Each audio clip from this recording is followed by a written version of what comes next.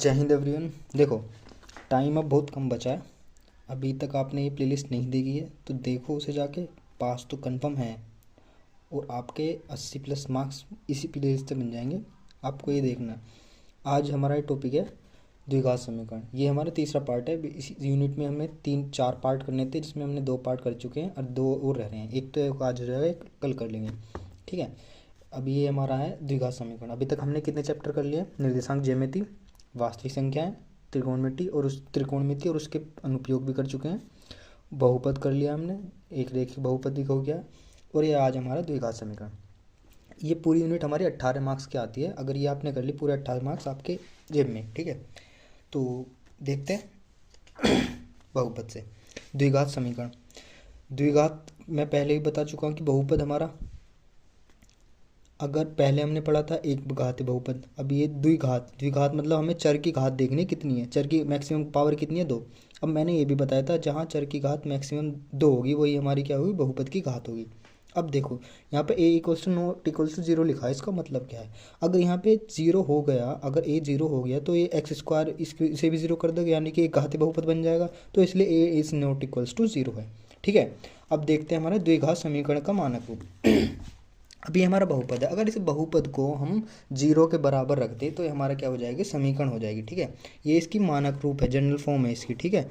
अब यहाँ पे ए बी सी वास्तविक संख्या है। वास्तविक संख्याएं क्या होती हैं? जो परिमेय भी होती हैं और अपरिमेय भी कॉम्बिनेशन होती है। अगर आपको अभी नहीं पता है वास्तविक संख्या तो पहले प्लेलिस्ट में जाके वास्तविक संख्या चैप्टर करिए, आपको आसानी से समझ में आ जाएगा, ठीक है। अब इस चैप्टर में हमारा मेन जो टॉपिक है, हमें क्या करना है एक द्विघात समीकरण दी होगी और उसे सोल्व करने के सॉल्यूशन, मतलब उसके वो निकालने हैं, हमें शून्यांक निकालने हैं। शून्यांक मैंने पहले ही बताया है कि उस शून्यांक जितनी पावर होगी उतनी ही हमारे शून्यांक होगी, यानी कि वो वैल्यू होगी, ठीक है। तो इसे सोल्व करने के हमारे कितने मेथड हैं? एक तो गुणनखंड विधि द्वारा, एक पूर्ण वर्ग बनाकर, और एक द्विघात समीकरण का सूत्र है जिसे श्रीधराचार्य सूत्र भी कहते हैं, ठीक है। यानी कि एक्स का मान हम डायरेक्ट निकाल सकते हैं, जहाँ पे जनरल फॉर्म ये ए बी सी ये क्या है, इससे हम निकलेंगे a² + bx + c = 0। तो यहाँ पे a b a c हैं, इस जनरल फॉर्म के अकॉर्डिंग निकाल लेंगे हम, ठीक है। ये हमारे जनरल मानक रूप है इसका द्विघात समीकरण का, ठीक है। तो x बराबर के माइनस के b plus minus root b² - 4ac upon में, पूरे के अपोन में क्या है 2a, ठीक है। और ये हमारा जो b² - 4ac है ये बराबर है d के, इसे बोलते हैं विविक्टर, ठीक है। इसी से हमारी जो इक्वेशन के एक प्रकृति होती है कि शून्यांकों के मूलों की प्रकृति क्या है, इसी से पता चल जाती है हमें, ठीक है।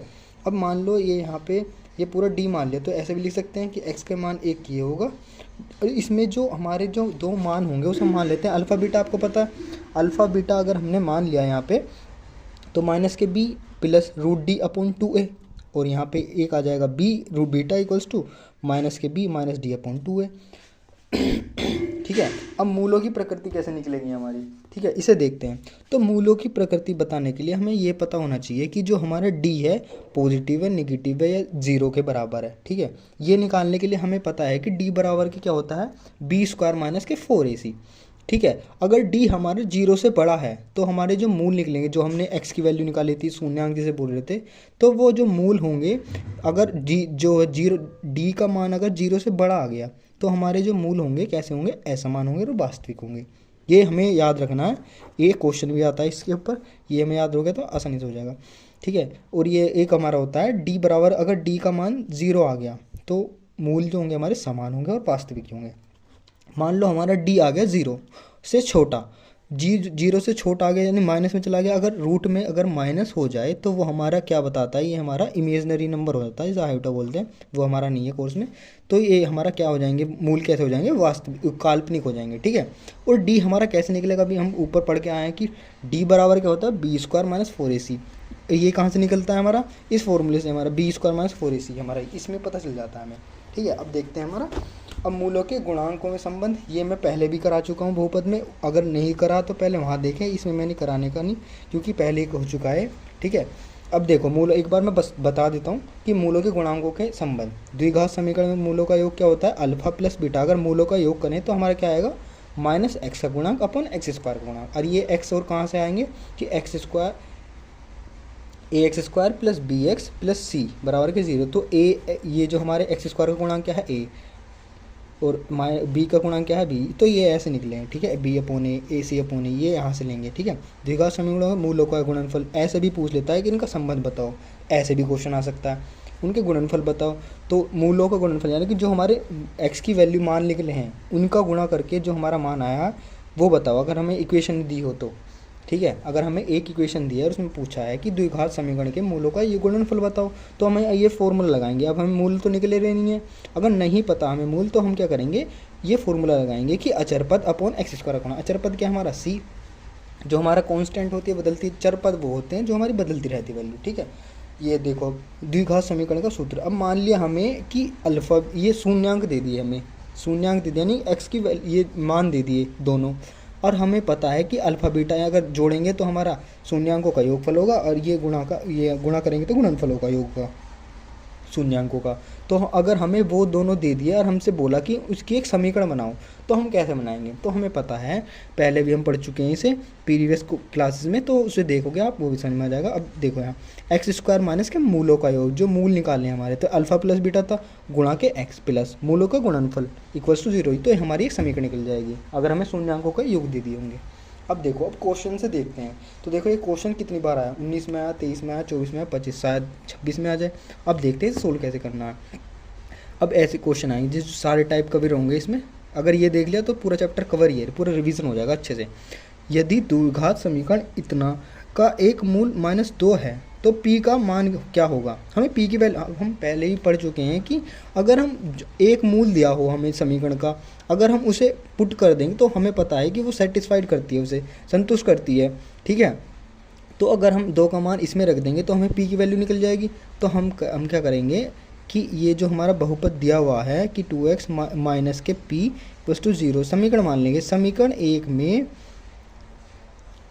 चूँकि ये मूल है, समीकरण 1 में x बराबर -2 रखने पर, अगर हम जब इसमें रखेंगे तो 2 का स्क्वायर प्लस 2 गुणा के -2 माइनस p बराबर के 0, ठीक है। तो ये कितना हो गया 4 प्लस, अब ये पता है हमें यहाँ पे क्या हो जाएगा, 2 माइनस प्लस क्या हो जाएगा, माइनस गुणा में है तो 2 दूनी 4 माइनस का, और ये -p = 0, और ये प्लस है माइनस है तो कट जाएगा, तो p बराबर के क्या आ गया हमारा 0। तो हम कह देंगे अतः p बराबर के क्या है 0, ठीक है। ये समझ में आ गया होगा कैसे ऐसे क्वेश्चन आता है। एक हमारे क्वेश्चन ये आता है विविक्टर। अभी हम पीछे पता करके आए हैं कि हमारा विविक्टर क्या होता है, कि हमारा विविक्टर होता है d बराबर b² माइनस के 4ac, और ये 4ac कैसा है, अब पहले हम जो हमें बहुपद दिया होगा उसे उतारेंगे, ठीक है। ये उतार लिया हमने। अब हम क्या करेंगे, इसे तुलना करेंगे ax² plus bx plus c बराबर के 0। तुलना करने पर, अब तुलना करने पर हमें bac निकल जाएगा, तो हमारा जब a क्या हो गया, इससे x² से तुलना करा तो a 3 आ गया, b बराबर कितना होगा -2, c बराबर के क्या आ गया हमारा 1/3। तो हमारे तुलना करने पर ABC की वैल्यू निकाली, तो हमें डायोप्टर मतलब हमें विविक्टर निकालना है। विविक्टर हम क्या लेंगे, d बराबर के b का स्क्वायर, b कितना -2 का स्क्वायर माइनस 4, a कितना है हमारा 3 गुणा c कितना है हमारा 1/3, तो 3 से यहाँ 3 कट गया, ठीक है। तो ये कितना होता है 2 का स्क्वायर 4 हो गया, माइनस के 4 फिर से 4 कट गया, तो हमारी d की वैल्यू क्या आ गई 0। ये हमारा विविक्टर निकल गया। और ये भी पता है हमें कि जब d बराबर के 0 होता है तो मूल कैसे होते हैं, समान होते हैं और वास्तविक होते हैं, ठीक है। ये भी हमें पता चल गया यहाँ से। अब देखते हैं हमारा नेक्स्ट क्वेश्चन क्या है। अब देखो, अब यहाँ पे नेक्स्ट क्वेश्चन दिया है कि यदि समीकरण kx² प्लस 2√6x प्लस 3 = 0 है, तो हमें इसके मूल, और हम पीछे पढ़ के आए हैं कि d अगर 0 के बराबर होता है हमारे मूल क्या होते हैं, समान होते हैं। तो हमें पहले क्या करना है, जो भी हमें बहुपद दिया होगा उसे हम तुलना करेंगे जो हमारी व्यापक समीकरण है बहुपद, ठीक है, द्विघात समीकरण की, कि ax² plus bx plus c बराबर के 0। तुलना करने का मतलब ये है जहाँ पे जो चीज़ है उसे छोड़कर जो हमारा गुणांक में है वो उसके बराबर आ जाएगी। जैसे यहाँ x है तो b के बराबर ही आ जाएगा, c के बराबर हमारा x आ जाएगा। तुलना कर दी हमने, तो a बराबर के तो k आ गया, b बराबर के 2√6 आ गया, और c बराबर के हमारा क्या आ गया यहाँ पे 3, ये 3 है यहाँ पे, c बराबर के 3 आ गया। अब हमें पता है कि चूंकि मूल समान है, मूल क्या है, समान है, तो हमें पता है जब समान होते हैं तो d बराबर के 0 होता है। d क्या होता है हमारा बी स्क्वायर माइनस के 4ac बराबर क्या होता है, 0 के बराबर होता है। अब यहाँ देख लो, तो b की वैल्यू हमारी क्या है, 2√6 इसका स्क्वायर माइनस 4 गुणा के a कितना हमारा k और c कितना हमारा 3 गुणा के 3 बराबर क्या है 0। ठीक है, तो 2 का स्क्वायर करा, 2 बार लिख लो, और √6 का दो पावर मतलब आधी आधी पावर क्या हो जाएगा 6 हो जाएगा, माइनस के 3 चौक 12 के बराबर के क्या होगा 0, और ये इधर जाएगा तो प्लस का हो जाएगा 12 के। अब ये क्या बनेगा, दूनी 4 4 6 24, ये हो गया 24। तो हमारा k की वैल्यू क्या होगी, जब इसके नीचे डिवाइड आएगा, ये 12 नीचे आ जाएगा, 2 k की वैल्यू क्या होगी 2। अब ये भी समझ में आ गया। अब मान लो इसने बोला होता कि मूल क्या है, असमान है और वास्तविक है, तो हम क्या करते, d को क्या करते 0 से बड़ा रखते ऐसे। ठीक है, तब वैल्यू निकालते कि बी स्क्वायर माइनस 4ac क्या 0 से बड़ा है। अब यहाँ तक समझ में आ गया इस प्रकृति के कैसे क्वेश्चन होंगे। अब ये वाला होमवर्क है तुम्हारा, ये आप खुद ट्राई करेंगे, ऐसा ही same as it is question है, इसे निकालेंगे। इसका आंसर मैं बता दूं इसका आंसर बताएंगे इनसे निकाल के। ठीक है, अब ये देखते हैं हमारा क्वेश्चन कि द्विघात समीकरण ये दी हुई है, इसके मूल की प्रकृति ज्ञात करो। अब हमें प्रकृति बतानी कैसा है, वास्तविक है, समान है, असमान है, या ये काल्पनिक है। ठीक है, अगर मान लो कि वास्तविक निकल गए मूल, तो हमें क्या करना है, वे मूल भी निकालने हैं। ठीक है, तो सॉल्यूशन देखते हैं। अब हमें पता है पहला स्टेप हमारा क्या होगा, पहले हम इसे बहुपद को उतारेंगे एज इट इज़ जैसा भी है, फिर इसे तुलना करेंगे जो हमारा व्यापक है। ठीक है, तो तुलना करिए जब हमने, तो हमें पता चल गया कि a बराबर के 2 के है, b बराबर के -6 और c बराबर के 3 है। अब हम प्रकृति कैसे चेक करते हैं, अब हमें पता है कि d निकालना है हमें। d कैसे निकालते हैं कि b स्क्वायर माइनस के 4ac। हमें अगर d हमारा छोटा आएगा 0 से तो हम कहेंगे काल्पनिक है, अगर 0 के बड़ा आएगा तो हम कहेंगे वास्तविक है और असमान है, और समान है तो हम कहेंगे d बराबर के 0। तो हम b निकाला पहले, b क्या आ गया हमारा, b का स्क्वायर क्या है 36 हो गया, क्योंकि 6 है, 6 का स्क्वायर करेंगे 36 हो जाएगा। तो 4 गुणा के a कितना है 2 और c कितना है 3, तो हमारा 36 माइनस के 4 दूनी 8, 8 या 24, तो 24 हो गया। तो हमारा कितना आ गया, 9 में से 6 में से 4 गए 2, 3 में से 1 गए, तो हमारा कितना बचा 12।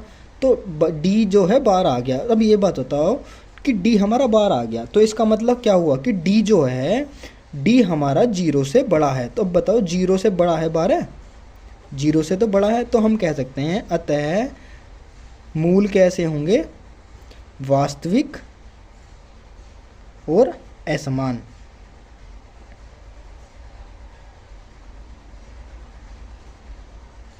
अब हमें ये पता है कि अब इसमें एक क्वेश्चन तो निकल गया, हमारी प्रकृति पता चली कि कैसे प्रकृति है।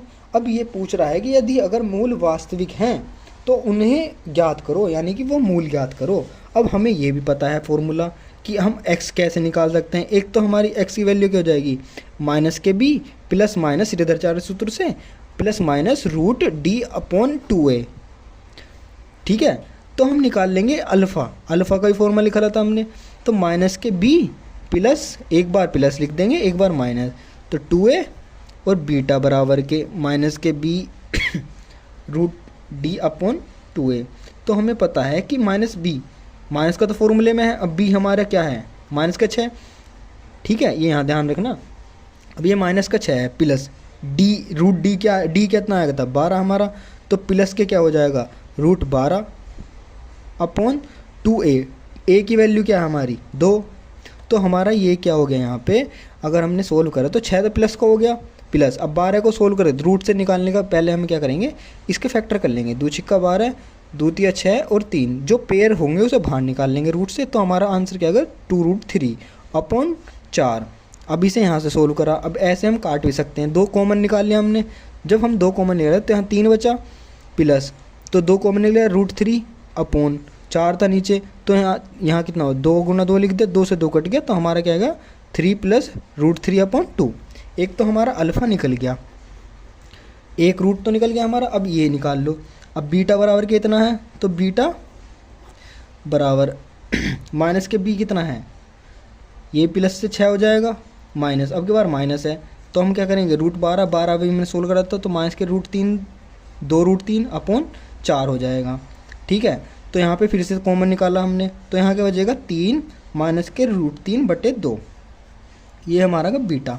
अब हमें पता है अतः तो मूल क्या होंगे अल्फ़ा बीटा के अकॉर्डिंग कि हमारा जो मूल होंगे 3 प्लस माइनस के रूट 3/2। अब ये बताओ समान थोड़ी है, अलग अलग है ना, यहाँ प्लस है यहाँ माइनस है, तो हम कह देंगे अतः मूल ये है। ठीक है, अभी हमारा मूल भी निकल गया। आगे समझ में इस हमने फॉर्मूला भी देख लिया श्रीरद्धाचार्य का, और हमारा ये भी निकल गया। अभी इससे फॉर्मूले से निकल गया हमारे कैसे निकलते हैं मूल। एक फॉर्मूला निकालने, एक तरीका होता है हमारा कि फैक्टर करके, कि पहले हम 3 दूनी 6 करके फिर बाद में उसके फैक्टर निकालते हैं। वो हमने करा था प्रीवियस क्लासेस में, जो हमने बहुपद की क्लासेस ली थी। ठीक है, अगर ये वहाँ ये समझना हो फैक्टर वाला तो उसे प्रीवियस क्लास को देखना, समझ में आ जाएगा। अब देखते हैं हमारा नेक्स्ट क्वेश्चन क्या है।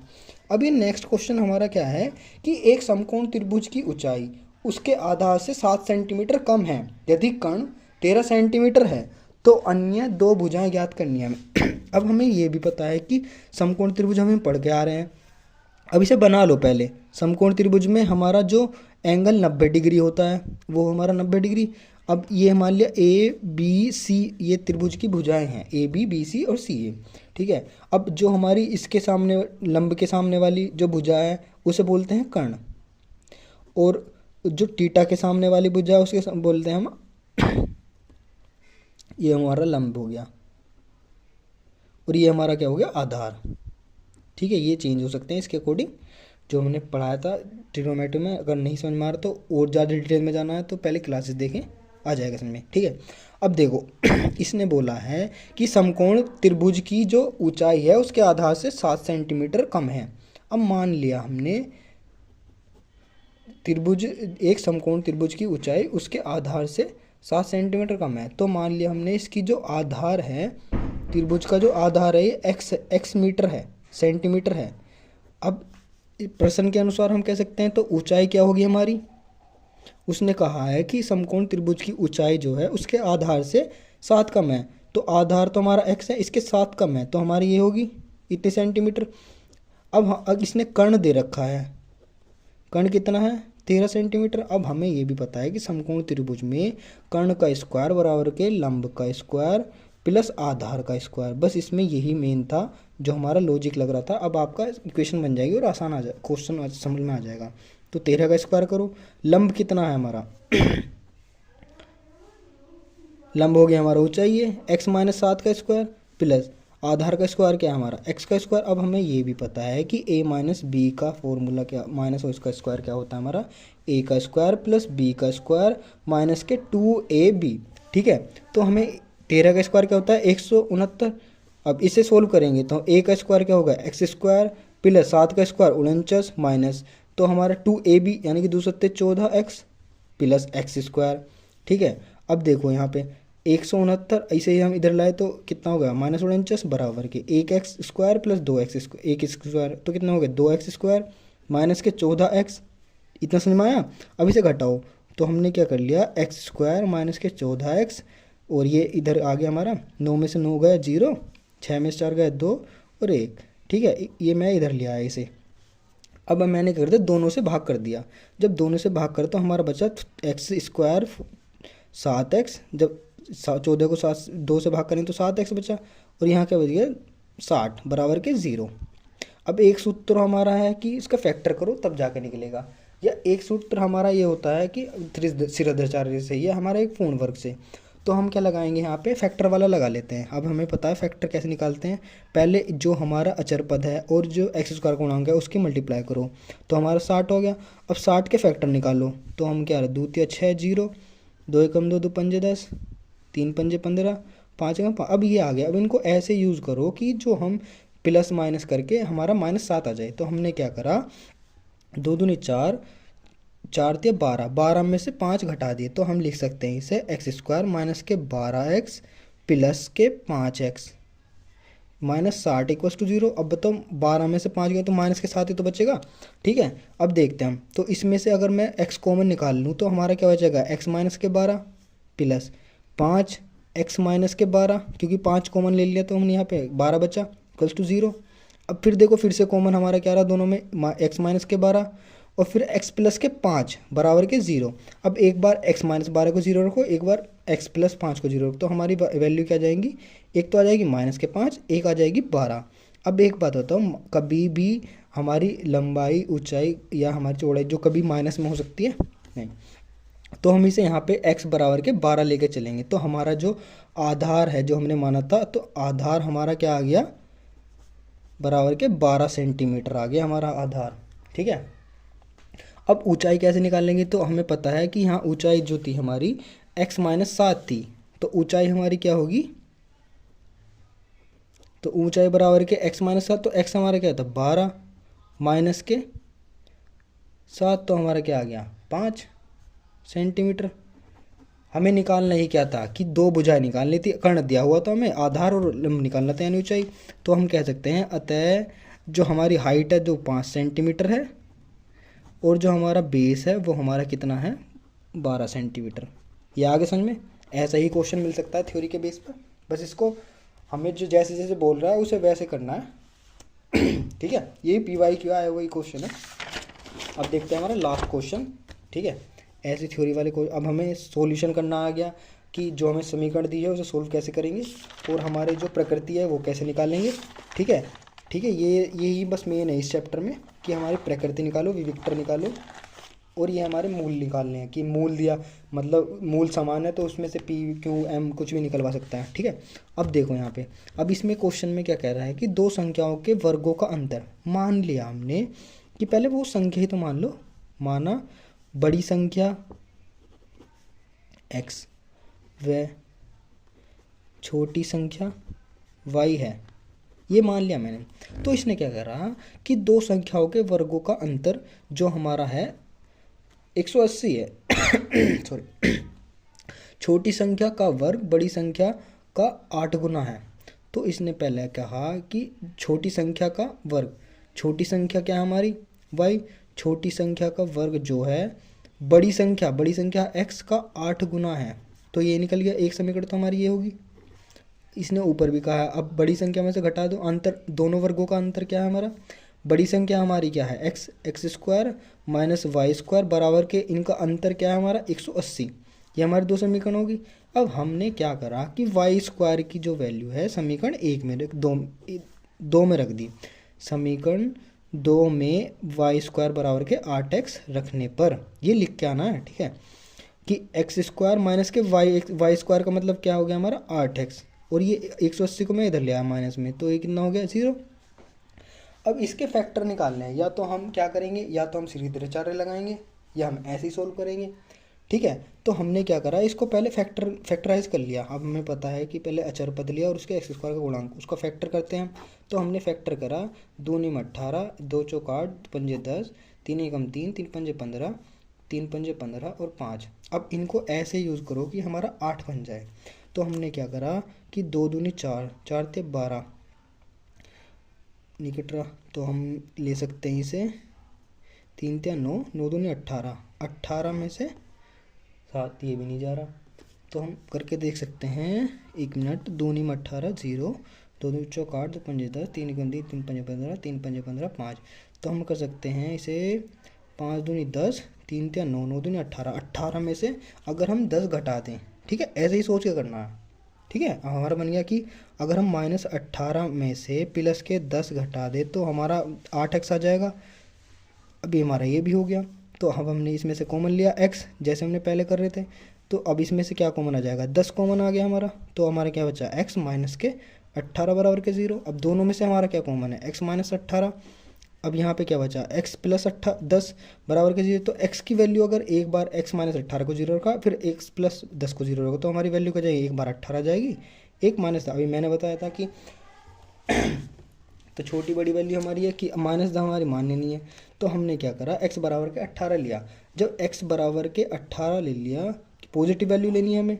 ठीक है, तब x की वैल्यू हमने क्या कर दी, समीकरण 1 में रख दी, x का मान समीकरण 1 में।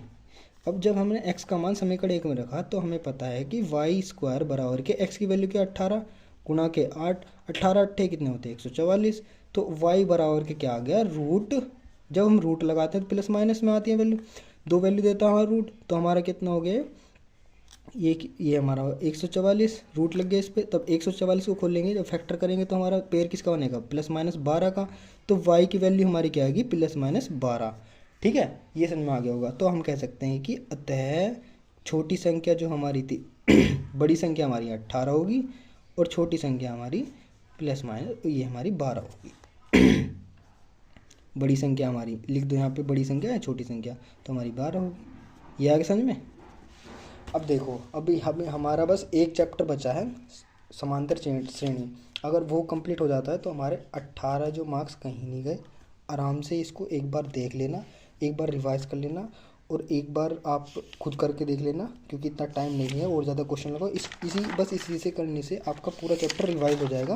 बस ऐसे ही इसको करते रहें और पेपर में अच्छा ही करोगे, ठीक है। बस ये मैंने पहले करा दिया था, इसलिए मैंने इसमें ज़्यादा क्वेश्चन नहीं रखे, इसके ये क्वेश्चन पहले करा दी थी, ठीक है। तो थैंक यू। और जो हमारा नेक्स्ट चैप्टर हमारा समांतर श्रेणी उसे करेंगे फिर बाद में फर्दर चैप्टर करेंगे। सो थैंक यू एंड जय हिंद।